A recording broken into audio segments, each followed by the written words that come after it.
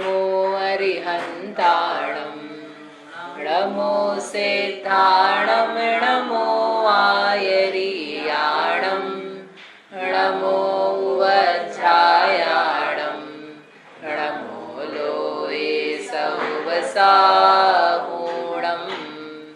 नमः श्रीवर्धमानाय निर्धूतकलिलात्मने सालोकानां त्रिलोकानां यद्विद्यादर्पणायते। ये मांगलिक ग्रंथ श्री रत्नकरण शावकाचार्य है। इसके रचयिता आचार्य भगवान श्री समंतभद्र हैं। इसमें 7 अधिकार हैं। 7 अधिकारों में से पहला अधिकार है सम्यक दर्शन नाम का। इसमें सम्यक दर्शन का स्वरूप बताया। किसे कहा सम्यक दर्शन? किसे कहा सम्यक दर्शन अभी तक? सच्चे देवशास्त्र गुरु को सम्यक दर्शन कहते हैं। हाँ, सच्चे देवशास्त्र गुरु का यथार्थ श्रद्धान करना उसको कहते हैं सम्यक दर्शन। अब यह सम्यक दर्शन आवश्यक क्यों है? क्या इसमें महानता थी? तो बताया था कि इस धर्म के सम्यक दर्शन के प्रभाव से क्या हो जाती है, कोई अद्भुत अपूर्व मोक्ष रूपी संपदा की प्राप्ति होती है। इसलिए सम्यक दर्शन को धारण करना चाहिए। अब इस सम्यक दर्शन में कोई दोष आदि है वो नहीं लगाना चाहिए। तो अंत में इन्होंने कहा था आचार्य देव ने कि किसी भी प्रकार से किसी भी रीजन से जो विपरीत देवशास्त्र गुरु हैं, कुदेव कुआगम कुलिंगी भेषधारी हैं, उनका प्रणाम विनय सत्कार मानना वगैरह नहीं करना चाहिए, जिससे कि अपना सम्यक दर्शन शुद्ध रहे, शुद्ध दृष्टि बनी रहे। वो 30वें नंबर का श्लोक है, अपन पढ़ते हैं एक बार। भयाशा स्नेह लोभाच्च कुदेवागमलिंगिनां प्रणामं विनयं चैव न कुर्युः शुद्धदृष्टयः भयाशा स्नेह लोभाच्च कुदेवागमलिंगिनां प्रणामं विनयं चैव न कुर्युः शुद्धदृष्टयः। क्या अर्थ बताया था इसका? भय से, आशा से, स्नेह से और लोभ से। भय, आशा, स्नेह, लोभ से क्या करना चाहिए? नहीं करना चाहिए। क्या नहीं करना चाहिए? कुदेव, कुआगम, कुलिंगी, इनको यानी जो विपरीत देव हैं, जिनको लोक में देव माना जाता है, वो जो लोक में प्रसिद्ध शास्त्र हैं परंतु वास्तव में शास्त्र नहीं है वो, और जिनको लोक में गुरु आदि माना जाता है परंतु जो वास्तव में गुरु नहीं है वो, इन सब को प्रणाम विनय सत्कार पूजा अर्चना दान आदि नहीं करना चाहिए। लिंगी यानी भेषधारी, लिंग होता है यानी भेष, लिंग यानी चिन्ह होता है ना, चिन्ह, चिन्ह को कहते हैं लिंग। तो उस चिन्ह को धारण करने वाला कहलाता है चिन्नी, या लिंग को धारण करने वाला कहलाएगा लिंगी। अर्थात जो भेष है, गेरुआ वस्त्र एक भेष है, इस गेरुआ वस्त्र रूपी भेष को धारण करने वाला तो वो कहलाएगा भेषी, लिंगी। 3 क्या कहते हैं, 3 त्रिशूल जैसा आकार तिलक का निकालना ये एक भेष है, दंड रखना ये एक भेष है, त्रिशूल रखना ये एक भेष है। तो ऐसे अलग अलग प्रकार के जो भेष हैं उनको जो धारण करने वाला है उसको कहेंगे लिंगी। और कुलिंगी यानी जो विपरीत लिंग है, अर्थात यथार्थ में सम्यक दर्शन ज्ञान चारित्र रूप लिंग नहीं है, जिससे मुक्ति मार्ग का संबंध नहीं है, उल्टा संसार मार्ग में ले जाने वाला है, वो सारे के सारे भेष, उसको कुलिंग में समझना। ठीक है। तो ऐसे अगर सरलता से अपन कहो तो विपरीत देव शास्त्र गुरु को ना नमस्कार करना, ना प्रणाम करना, ना विनय करना, तो ये तो बड़ा आप गलत सिखा रहे हो। अपन तो ये सीखना है कैसे सबको नमस्कार करें, पूजा अर्चना करें, कि नहीं, हम ये नहीं सीखना सिखाना चाहते हैं। हम तो ये सीखना चाहते हैं कि यथार्थ है श्रद्धान कैसे पैदा हो। जो सम्यक देव शास्त्र गुरु हैं उनका सम्यक रूप से श्रद्धान करना और उनके प्रति विनय रूप भाव रखना, सत्कार दान पूजा अभिषेक आदि जो जो बनता है वो सब करना। परंतु जो विपरीत हैं, जिनसे अपने कार्य की सिद्धि नहीं होती है, उनके प्रति अपने को वैसे उत्तम परिणाम पैदा सहज रूप में ही नहीं होने चाहिए होते हैं। क्यों नहीं होते? क्योंकि हमारा लक्ष्य मोक्ष मार्ग का था, मोक्ष का था, तो जिससे मोक्ष की प्राप्ति होती है उसके प्रति उत्साह आता है, वात्सल्य पैदा होता है, और जिनके माध्यम से प्राप्त नहीं हो रहा है उनके प्रति वैसा भाव नहीं आता है। जैसे गाय है, गाय को अपने बछड़े को देख के कैसा भाव आता है? उल्लास का भाव आता है, वात्सल्य का भाव आता है। और दूसरा बछड़ा वगैरह दिख जाए तो नहीं आता है। क्यों? क्योंकि उसको उसमें क्या है? अपनापन है। तो बाकी बछड़ों से क्या द्वेष है? द्वेष भी नहीं है, राग भी नहीं है, मोह भी नहीं है, कुछ नहीं है। जैसे कल अंत में एग्जांपल दिया था ना आपको, आलू की दुकान हमने देखी रास्ते में, तो उस दुकान वाले से क्या है? राग की द्वेष है? ना राग है ना द्वेष है, तो क्या है? एक उदासीन भाव है कि इनसे हमारा कुछ प्रयोजन नहीं है। ना वो हमको बुरा देखता है ना हम उसको बुरा देखते हैं। झगड़ा थे ना करते अपन रास्ते में, जितनी सारी दुकानें हैं ऐसी है। वो भी जानता है ये जैन साहब है, अपने यहाँ से कुछ लेंगे नहीं, अपने को ही पता है हमको इनसे कुछ लेना नहीं है, तो दोनों में कोई झगड़ा नहीं है, लेकिन सहज रूप की सी बात है। ऐसे ही जो मोक्ष मार्ग पे चलता हुआ साधक है, जो अपनी आत्मा का हित चाहता है, तो वो ये जान रहा है कि मेरी सिद्धि सम्यक दर्शन ज्ञान चारित्र से होती है, और वह सम्यक दर्शन ज्ञान चारित्र जिसके पास हो उससे होगी। हम बाजार में निकले, हमको क्या चाहिए? सम्यक दर्शन ज्ञान चारित्र। अब जिसके पास होगा उसी दुकान पे तो ठहरेंगे, जिस जगह नहीं है उस जगह नहीं ठहरेंगे। उस जगह हमारी कोई बातचीत, नमस्कार, लेन देन वो नहीं बन पाएगा। तो ऐसे कैसे ही जैसे उदाहरण कहा था, वैसे यहाँ पर जो देवशास्त्र गुरु हैं, सच्चे हैं, उनके पास सच्चा सम्यक दर्शन ज्ञान चारित्र है, तो उनके प्रति वात्सल्य का, भक्ति का, विनय का परिणाम पैदा होता है। और जिनके पास नहीं है उनके प्रति नहीं होता है। और फिर भी यदि किसी को भय, आशा, स्नेह, लोभ से हो, तो आचार्य उसका निषेध कर रहे हैं कि ये सब बातें सम्यक दर्शन के साथ नहीं बन पाएगी, ये शुद्ध सम्यक दर्शन में दोष लगाने रूप है। तो ये उन्होंने कहा भय और आशा अपन ने कल समझे थे कि किसी प्रकार के भय से डरना नहीं, मतलब इनके भय से कोई कुदेव हमें कुछ बिगाड़ देगा, कोई गुरु हमारा बिगाड़ देगा, राजा की बात नहीं मानेंगे, विपरीत मत वालों का नमस्कार नहीं करेंगे तो हमारी जीविका बिगड़ जाएगी, कि इस प्रकार का भय धारण नहीं करना। वह भय अपने ज्ञान दर्शन के लिए दोष लगाने वाला है। आशा से कि हमें कुछ दे देंगे, कुछ रिद्धि सिद्धि, रस, मंत्र, यंत्र वो प्राप्त हो जाएंगे, इस आशा से भी, धन आदि की आशा से भी इनके प्रति प्रणाम विनय का परिणाम नहीं लाना। ठीक है, ये दो हुए थे। तीसरा क्या है? स्नेह से। क्या स्नेह से? स्नेह यानी प्रीति का परिणाम, मोह का परिणाम। अपने को अच्छे लगते हैं, नहीं हमको, देखो बाकी सब तो हम भगवान को मानते नहीं है, लेकिन जो गणेश जी है ना, वो हमको बड़े प्यारे हैं। कितने प्यारे से हैं, बिल्कुल भोले से। और नहीं तो कहो तो एक भगवान ही भोला, नाम ही क्या रखा भगवान का? भोले भंडारी। इतने भोले भगवान है, क्या बताएं कि वो भांग भी पी जाए और फिर भगवान का आशीर्वाद है उसमें।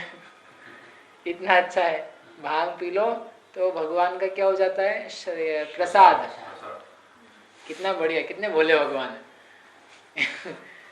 तो ऐसे प्रेम से, यानी किसी को कोई चीज़ अच्छी लगने लग जाए, तो अच्छी लगने के कारण से वो उसको बोले कि बाकी सब तो ठीक है, हम इनको मानेंगे, इन गुरु से हमारा प्रेम है, इस व्यक्ति से हमारा प्रेम है, अब इसने विपरीत मत धारण कर लिया है, फिर भी हम इसके प्रति विनयवंत हैं, प्रणाम करते हैं, इसकी बात सुनते हैं, तो ये ऐसा करना योग्य नहीं है। कारण क्या है कि थोड़ा सा अभी उसके प्रति प्रेम का भाव बना हुआ है। अब वो जो आगे भविष्य में कहेगा उसके प्रति भी उसका काटना नहीं हो सकता, उसको आप क्रॉस नहीं कर सकते। समझो अपने घर के 4 लोग हैं, अपना भाई कुछ कह रहा है, उदाहरण के लिए वो विपरीत बात कुछ कह रहा है, और बाकी के 2 लोग और हैं वो समीचीन कह रहे हैं, आप किसका पक्ष लोगे? 4 लोग बैठे, एक आपके बड़े भाई हैं, उन बड़े भाई से आपका क्या है? स्नेह है, प्रेम है, और बाकी 2 लोग भी हैं वो सामान्य मित्र जैसे हैं। तो बड़ा भाई जो व्यक्ति कुछ बात कह रहा है, आपको पता भी लग जाए कि गलत है, तो आप क्या करोगे? ज्यादा हुआ तो पक्ष लोगे, और नहीं हुआ तो कम से कम चुप तो रहोगे। ऐसा नहीं कहोगे भैया आप ऐसा कैसे कह रहे हो, तो गलत बात है, ये न्याय से, नीति से विरुद्ध है, बेईमानी की बात है, अपने को नहीं करनी चाहिए, ये 2 लोग हैं ठीक कह रहे हैं। ऐसा कौन छोटा भाई होगा अभी वर्तमान में जो भाई से प्रेम रखता हुआ? प्रेम नहीं रखे तो अलग बात है, वो तत्काल सही बोले तो उसको गलत सिद्ध कर दे, लेकिन प्रेम रखता हुआ उस अपने बड़े भाई की बात को कौन क्रॉस करेगा? नहीं करेगा। ऐसे कैसे जब कोई कुदेव कुगुरु है और कुआगम है, उससे अपनी प्रीति बन गई और उसकी गलत बात उसने कही, वो गलत बात होने पर अपने को पता भी है ज्ञान में कि सही नहीं हो रहा है, गलत कह रहा है, तो उसको क्रॉस कैसे करें? क्योंकि हमको उससे क्या है, प्रेम है, स्नेह है। स्नेह के वशीभूत होता हुआ गलत काम को भी व्यक्ति क्या करता है, अवॉइड कर देता है। मतलब या सही नहीं कह, उसको ये नहीं कह पाता है गलत है और सही भी नहीं कह, मतलब ऐसा नहीं, उसका विरोध नहीं कर पाता। अच्छा, विरोध नहीं किया तो आपका समर्थन हो गया एक प्रकार से। अब एक बार कर लिया, 2 बार कर लिया, 3-4 बार हुआ तो ऐसा, तो फिर वो ऐसा लगता है ये ठीक है, इसमें कोई दिक्कत नहीं है, सब लोग मानते तो हैं, सब लोग पूछते तो हैं इस बात को, इसलिए चलने दो। तो वो जो प्रेम है, प्रेम के वशीभूत होकर के जो प्रणाम विनय नमस्कार किए, तो वह भी जीव के लिए कैसा हुआ, घातक हुआ, उसके मिथ्या दर्शन को उत्पन्न करने में कारण बन रहा है। और आप देखो ज्यादा करके संगतियां जैसी हो जाती है, जीव वैसा हो जाता है।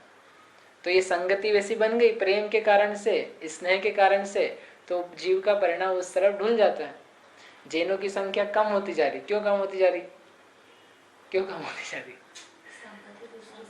कि वो ये स्नेह से, हमारा फ्रेंड उधर मंदिर जाता था, हम भी जाने लग गए, धीरे धीरे करके मालूम पड़ा कि ये जैन से पूरे के पूरे ही ये नहीं बन गए। क्योंकि मित्र था ना, मित्रों से दोस्ती थी, मित्र विपरीत वेश वाले, विपरीत मत को मानने वाले थे, तो उसने कहा कि देखो हम तुम्हारे मंदिर चलते हैं तो हमारे मंदिर चलना। तो इनके मंदिर तो जगह जगह थे, उन्होंने हर जगह सड़क पे खोद रखे थे पत्थर, तो ये सब जगह जाए। मतलब अनेक जैन ऐसे हैं जो जैन मंदिर तो नहीं जाते, लेकिन खजराना जरूर चले जाते हैं हर सैटरडे संडे, जब भी जाना होता है वहाँ ज़्यादा जाना होता है, और जैन मंदिर तो आते ही नहीं है। क्यों नहीं आते हैं? क्योंकि वो मित्रों की संगति ऐसी है, उनका स्नेह ऐसा है कि वहाँ चलो जाएंगे, वहाँ मज़ा आएगा, तो बाकी सब जगह जाना छोड़ दे, लेकिन वहाँ तो जाएंगे। खजराना, खजराना एक उदाहरण है, ऐसा सब जगह समझ लें। इसलिए वो कह रहे हैं स्नेह से भी, स्नेह रखना तुमको, जिससे स्नेह रखना है। संसार में गृहस्थी में रहते हुए राग द्वेष पाए जाते हैं, लेकिन स्नेह के कारण से कभी विपरीत मत वालों के, या विपरीत मत वालों के जो देवी देवता भगवान ईश्वर आगम है या भेषधारी हैं, इनको पूज्य नहीं समझने लग जाना, इनके प्रणाम विनय सत्कार में नहीं प्रवर्तन करने लग जाना। क्योंकि देखो संसार में अलग अलग परिस्थितियां हैं, घर में परिस्थितियां अलग अलग हो सकती है, पति कहीं जा रहा है, पत्नी कहीं जा रही है, तो क्या करें कि आपको पति से स्नेह रखने में कोई बात नहीं है, पति विपरीत है, उसको जहाँ मानना है जानना है वो जाए, लेकिन उसके स्नेह में पढ़ करके हम विपरीत कार्य नहीं करने लग जाए, ये अपनी जिम्मेदारी।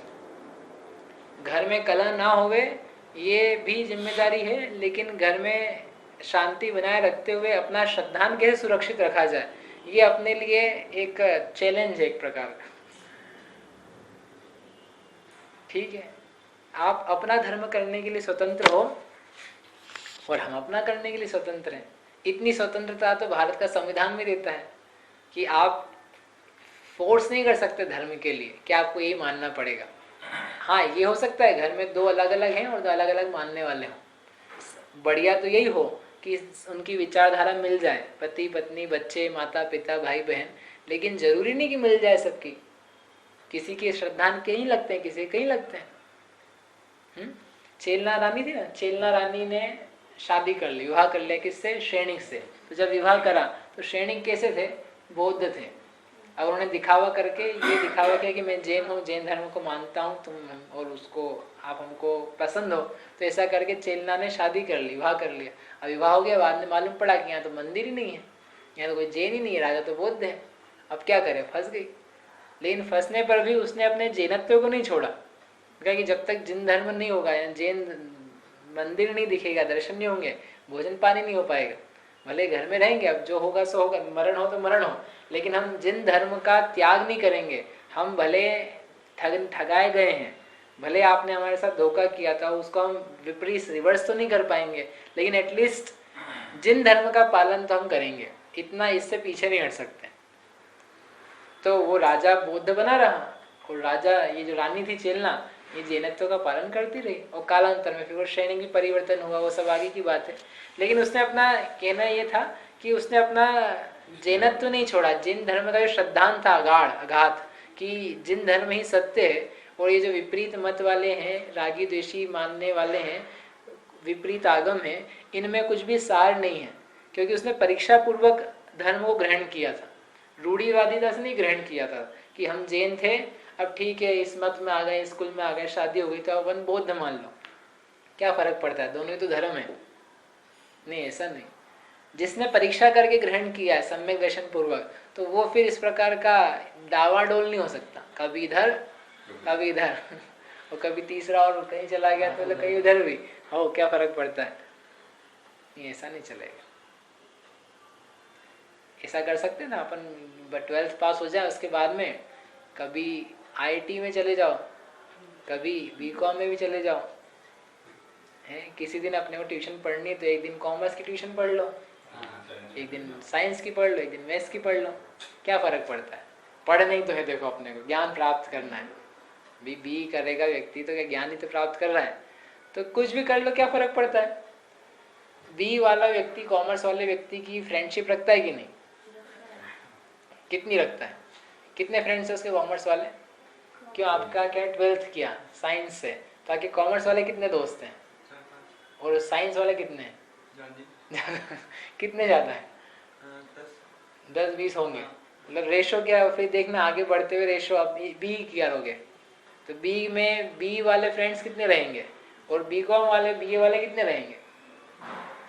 जैसे जैसे जीव आगे बढ़ता है, जो आपका सर्कल है, तो आपका सर्कल जहाँ आप पढ़ रहे हो वैसा ही बनेगा।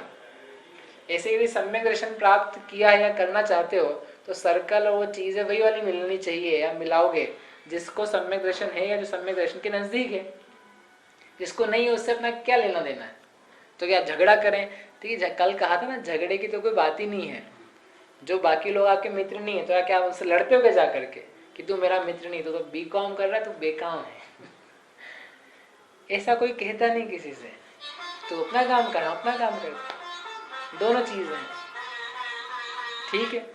तो ऐसा स्नेह से भी नहीं करना, स्नेह में पड़ जाए कदाचित, लेकिन स्नेह से अपना धर्मत्व जैनत्व तो नहीं छोड़ देना। शुद्ध सम्यक दर्शन में दोष नहीं लगे, कम से कम निश्चय पैदा नहीं हुआ हो तो जो व्यवहार सम्यक दर्शन है, देवशास्त्र गुरु का मानना, वीतरागी देवशास्त्र गुरु के ही उपासक बने रहना, उसमें तो कम से कम अपनी विराधना नहीं होनी चाहिए, दृढ़ता बनी रहनी चाहिए। क्योंकि यदि वही नहीं रहेगी तो फिर उसके आगे वाली बात कहाँ से प्रकट होगी। वहीं से अपन खिसक गए, इन्हें ABCD से ही खिसक गए, तो फिर आगे जो बड़ी बड़ी बुक्स आने वाली है वो कैसे पढ़ी जाएगी। जैसे ही देवशास्त्र गुरु ही अपने से गायब हो गए, ये भी ठीक है ये भी ठीक है ऐसा चलने लगा, तो फिर आगे जो मोक्ष मार्ग निश्चय यथार्थ प्रकट होने वाला था वो तो कोई बात ही नहीं रही, वो तो संभावना ही नहीं है उसकी। इसलिए इनसे बचना। ऐसा भी इसने हो जाता है लोगों को कि हम प्रवचन सुनते हैं, किसके लिए, टीवी में प्रवचन आते हैं, वो उनके बहुत अच्छे प्रवचन आते हैं, ब्रह्म कुमारी के आते हैं, क्या प्रेजेंटेशन है, मैंने देखे नहीं आज तक, लोगों ने कहे ऐसे मुझसे, लेकिन इतना बढ़िया आता है। तो उसके सुनने की स्नेह से उसको उसके प्रति प्रेम पैदा होता है, स्नेह पैदा हो, फिर उसके प्रति सामने दिख जाए, अब बताओ व्यक्ति क्या करेगा। समझो जिसका प्रवचन सुना ब्रह्म कुमारी का, तो वो ब्रह्म कुमारी के 10-15 प्रवचन सुने और आपको अच्छे लगे, अब वो ब्रह्म कुमारी सामने आई, व्हाट विल यू डू, आप क्या करोगे, आपको क्या भाव पैदा होगा, ओह साक्षात ब्रह्म कुमारी सामने आई है, इनसे जाए तो सही थोड़ा, और सब लोग पेड़ लग रहे हैं, तो आप क्या करोगे, आप खड़े रहोगे अलग से। और फिर वो सब लोग उनके पीछे पीछे गए, उनके संग तक जहाँ भी थे, तो आप क्या करोगे।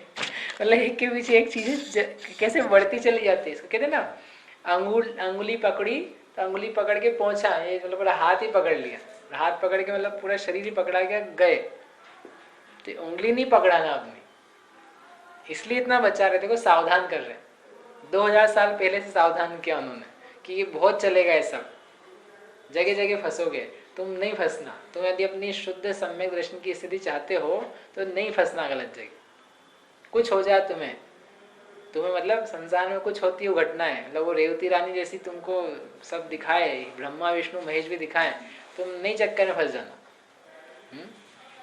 तो ऐसा स्नेह से भी, किसी प्रकार के स्नेह से चक्कर में नहीं फंसना। अंत में है लोभ, लोभ से भी कुदेव कुगुरु कुशास्त्र को नमस्कार अधिक नहीं करना। लोभ तो पहले कहा था ना, आशा से, आशा में और लोभ में क्या अंतर है, बोलो, आशा में और लोभ में क्या अंतर है। आशा मतलब उसे प्राप्त करने की इच्छा होना। हाँ। और लोभ मतलब प्राप्त हो गया और अधिक प्राप्त करने की। हाँ नहीं, तृष्णा में चले गए आप, उसके बीच में ही था।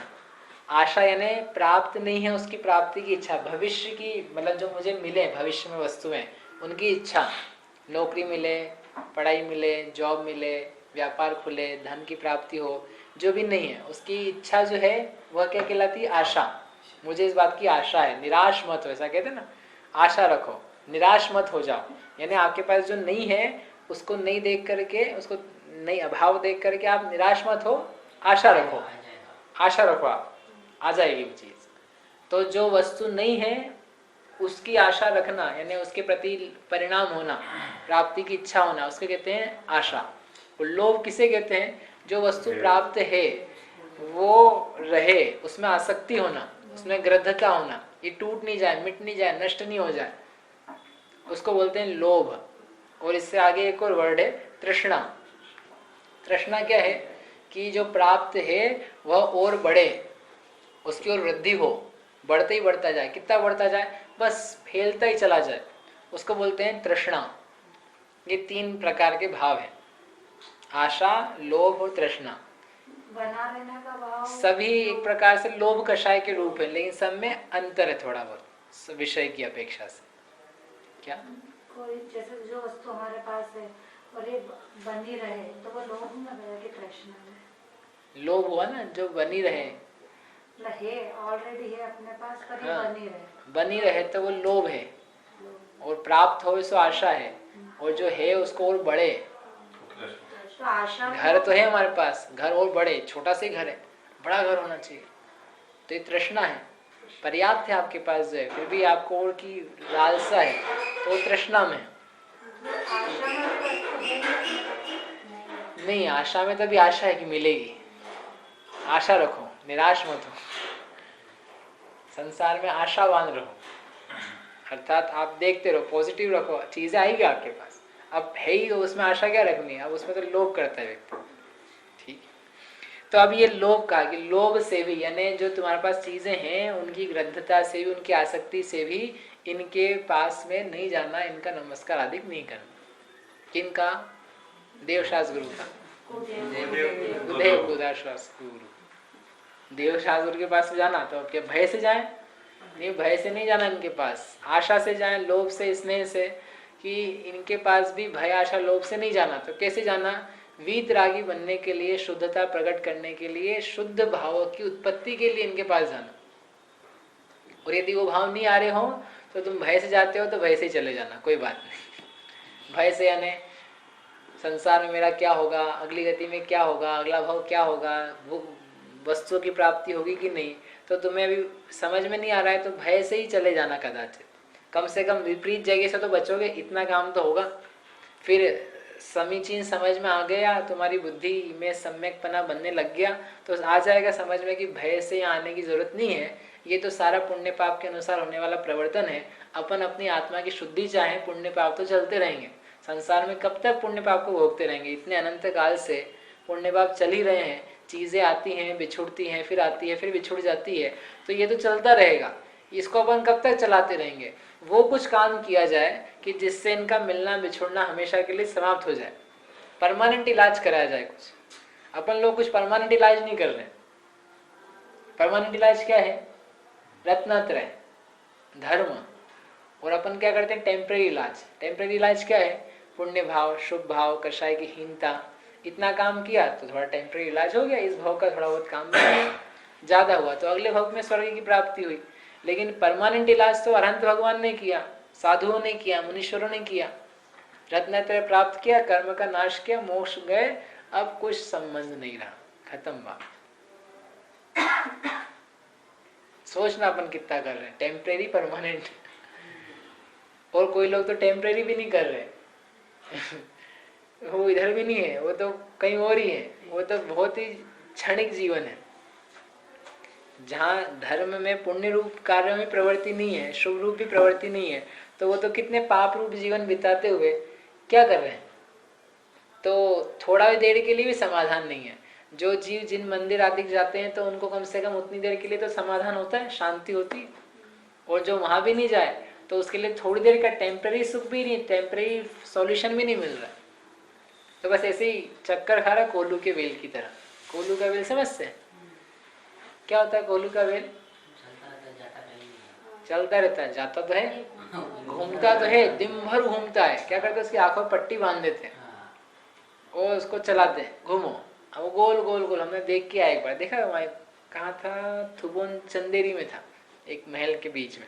तो वो बीच में रहता है, वो गोल एक बीच में गड्ढा जैसा रहता है, तो चलता है तो वो जो जो भी चीजें दलने की रहती है वो दला जाती है। तो वो घूमता रहता है, घूमता रहता है, घूमता रहता है, घूमता रहता है, दिन भर घूम करके उसको लगता है बहुत आगे पहुंच गया। और जब आंखें खोली तो देखता है वहीं का वहीं खड़ा हूँ, वहीं हूँ मैं, और थक गया हूँ पूरा दिन भर काम करके, अब शक्ति भी नहीं बची। वो आंखें बंद इसलिए उसमें करते हैं कि इसको दिखेगा कि वहीं का वहीं है, तो ये ठहर जाएगा। कौन कौन बेल होगा जो वहीं का वहीं घूमता रहेगा? उसको कुछ कला काम करने के लिए चाहिए नया नया, तो आंखों में पट्टी बांध देते। तो ऐसे ही जीव क्या करता है? बस घूम रहा है, पाप करते हुए, व्यापार धंधा धन पैसा कमाते हुए, ब्याह शादी करते हुए, घूमो। घूम करके सुबह से निकले, शाम को कहाँ पहुंच गए? वहीं के वहीं खड़ा है। पहले भी दुखी था, अभी भी दुखी है, पहले भी दुखी था, अभी भी दुखी। सुबह उठा दुखी, रात को आया फिर दुखी, कुछ भी अंतर उसमें नहीं पड़ा, जीवन निकाल दिया, वहीं का वहीं पड़ा रहा। क्या मिला? बोले मालूम ही नहीं पड़ा जीवन कैसे निकल गया। लोगों को पता ही नहीं लगता लाइफ कैसे चली गई, और अपने को भी कहाँ पता पड़ती है। अरे अपन सोचो कभी अपने जीवन के पिछले 20 साल कैसे निकले, तो ऐसा लगेगा कि अरे ऐसे ही निकल गए, कुछ भी नहीं किया। 60-70 साल के लोगों को यदि थोड़ी धर्म बुद्धि पैदा होने लगती है तो उनसे पूछते आपने क्या प्राप्त किया, क्या हासिल हुआ? लोग कुछ भी हासिल नहीं। जीवन में क्या पाया इतने साल में? कुछ नहीं पाया, सब खोया, टाइम खोया, धन खोया, परिश्रम खोया, कुछ भी नहीं मिला। बहुत संभलने की बात है, मतलब हम संभलें, हम प्राप्त करें, अपन घूमते नहीं रह जाएं। ठहरने के अवसर प्राप्त हुए हैं देवशास्त्र गुरु के निमित्त से, तो अपनी बुद्धि सम्यक बने, निज आत्मा की तरफ ढलान बने, धर्म के प्रति प्रेम आए। धर्म मेरे लिए आत्मा का स्वभाव है, कोई दूसरी चीज नहीं है। ऐसा प्राप्त करके अपने को आनंद आए, उस आनंद को प्राप्त कराने के लिए जगह जगह से बचा रहे आचार्य। सोचो इतना तो पिताजी भी नहीं बचाते होंगे कि यहाँ नहीं जाना, यहाँ नहीं जाना, यहाँ नहीं जाना, यहीं जाना। इतना तो देखते भी नहीं होंगे, इतनी इन्होंने सावधानी रखी अपने साथ, बच्चे से भी ज्यादा, कि ये सब गड़बड़ कराएंगे। तो हमको तो लगता ही नहीं, हमको तो सब ठीक लगता है। हमारा श्रद्धा देन धर्म में बहुत पक्का है कि तुम्हारा अभी पक्का होगा, हमको आगे पीछे खूब पता है, तुम बच्चे हो हमारे सामने। तुम्हें पता नहीं कर्म के उदय कैसे आते हैं।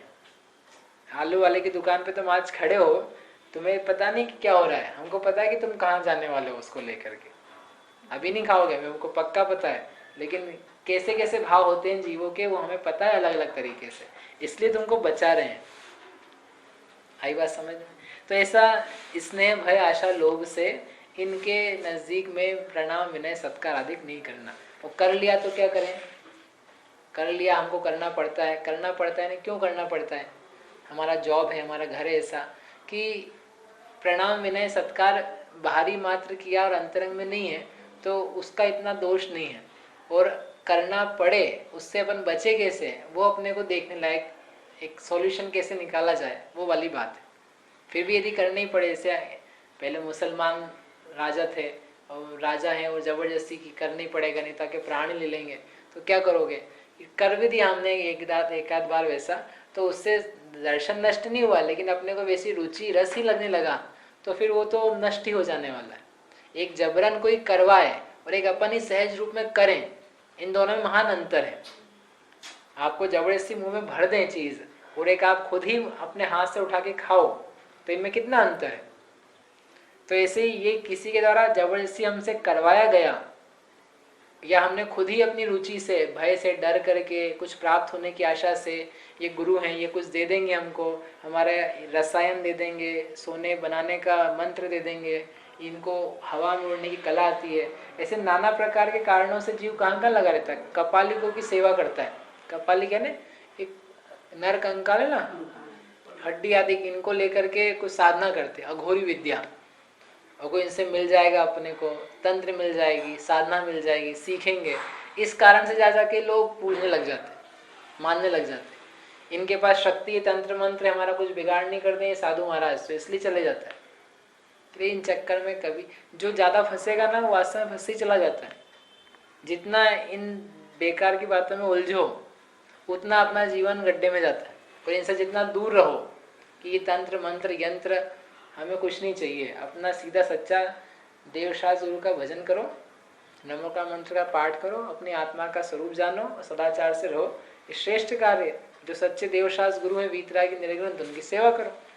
कोई भी दिगंबर साधु इस प्रकार के तंत्र मंत्र गुरु विद्या में नहीं लगा रहता। आप देखो,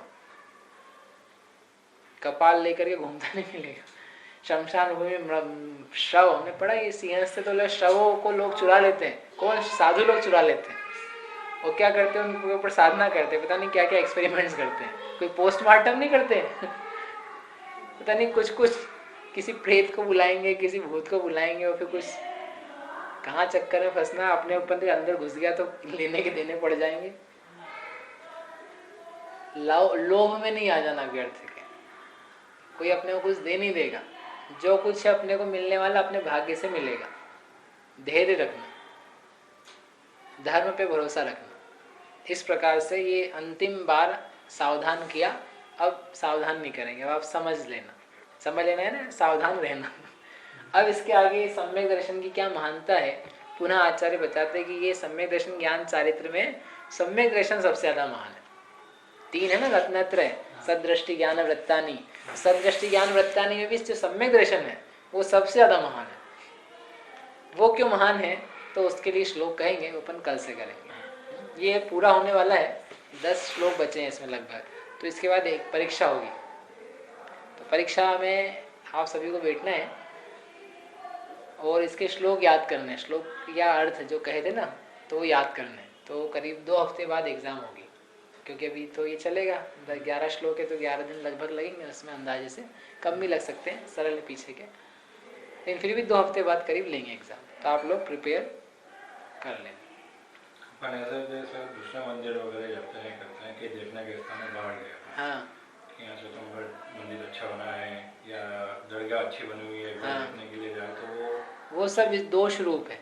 वो सब देखने जाना भी दोष रूप है। हाँ, क्योंकि वो देखने, ये कहा था ना अपन ने इसमें कि जो पर आगम है, पर कुलिंगी वगैरह हैं, और इसके पहले किसमें आया था, देवता की उपासना के अंतर्गत, तो वो सब उसकी उपासना के रूप में चला जाता है। उसका एक संस्कार पैदा होता है। आपने कहा ये मंदिर कितना बढ़िया, इनका मंदिर कितना अच्छा होता है, ये लोग कितना अच्छा मंदिर बनाते हैं, बिरला मंदिर कितना बढ़िया है, इस्कॉन का मंदिर कितना अच्छा है, इस्कॉन के लोग कितने अच्छे हैं। तो ये सब कह करके जो अन्य मती है उसकी प्रशंसा हो रही है। वो प्रशंसा अकेली उस व्यक्ति की नहीं हो रही है, उसकी जो क्रियाएं हैं, उसका जो अशुभ धर्म है, उसकी भी प्रशंसा हो रही है। वो प्रशंसा होकर के अनुमोदना करी तो अपना भाव उसमें जुड़ रहा है कि ऐसा करना ठीक है, ऐसा करने में भी अच्छा लगता है। तो वो जो ये था शुद्ध धर्म, वो शुद्ध धर्म से विचलित बना हुआ, इसलिए वो योग्य नहीं है, वो दोष रूप है, वो अतिचार लगाने वाला कार्य है। उससे सम्यक दर्शन नष्ट ही हो गया अभी हाल यदि हो तो ऐसा नहीं है, लेकिन वो करते ही रहे तो नष्ट भी हो जाता है। जहाँ उसमें अत्यंत बहुमान पैदा हुआ और अपने धर्म के प्रति, स्व आत्मा के प्रति, देवशास्त्र गुरु के प्रति हीनता के परिणाम पैदा हुए, तो वहाँ पर वो नष्ट भी हो जाता है। क्योंकि अब रागी अच्छे लग रहे, रागी देवी देवता अच्छे लग रहे, उनका क्रियाएं अशुभ रूप वो अच्छी लग रही है, तो शुद्ध क्रियाएं कैसे अच्छी लगेगी, शुद्ध भाव कैसे अच्छा लगेंगे। ठीक, जावाणी के ज्ञान ते सूझे लोकालोक, सोवाणी मस्तक नवो सदा हेतु हो ढोक।